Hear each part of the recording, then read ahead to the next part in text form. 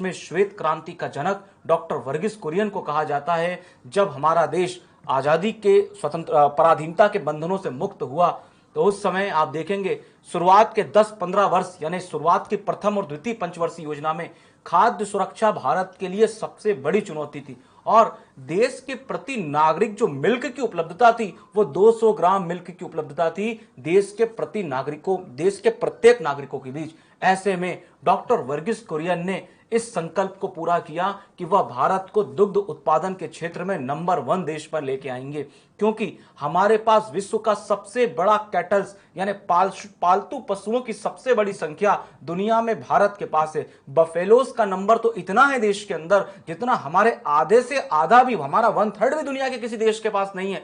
Cows की इतनी बड़ी संख्या हमारे देश में, जितने भी दुधारू पशु हैं हमारे देश के अंदर, उसमें दुनिया में सबसे पहली रैंकिंग भारत के अंदर है। उसके बावजूद भी मिल्क प्रोडक्शन में हम इतने नीचे कैसे जा सकते हैं। इसलिए डॉक्टर वर्गीस कुरियन ने इसके पीछे सबसे बड़ा कारण जो माना वो ये माना कि जो हमारे देश में पशु हैं वो किसानों के द्वारा अलग अलग तरीके से अलग अलग पशुओं को इनको सेवा की जा रही है।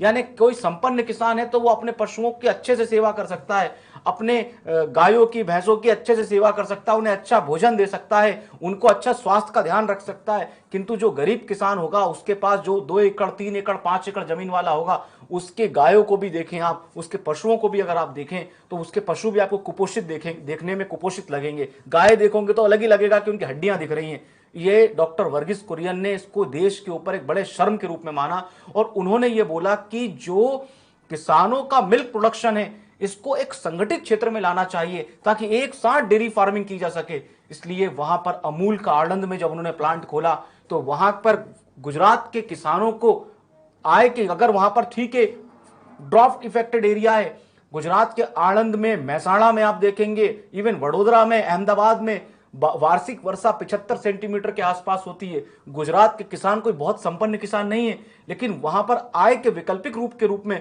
उन्होंने पशुपालन को आय का वैकल्पिक स्रोत बनाया। और आय का वैकल्पिक स्रोत पशुपालन जब बनेगा जब इंटीरियर एरियाज के अंदर जो किसान हैं उनको उनके मिल्क का जो मूल्य है उतना मिल जाए जो अहमदाबाद में मिल रहा है, जो बड़ौदा में मिल रहा था, जो सूरत में मिल रहा था, जो जामनगर में मिल रहा है, जो गांधीनगर में मिल रहा है, जो राजकोट में मिल रहा है। गुजरात के इन शहरों में जो मूल्य मिलता था वही गुजरात के ग्रामीण क्षेत्रों को वही दाम दिलवाए अमूल ने।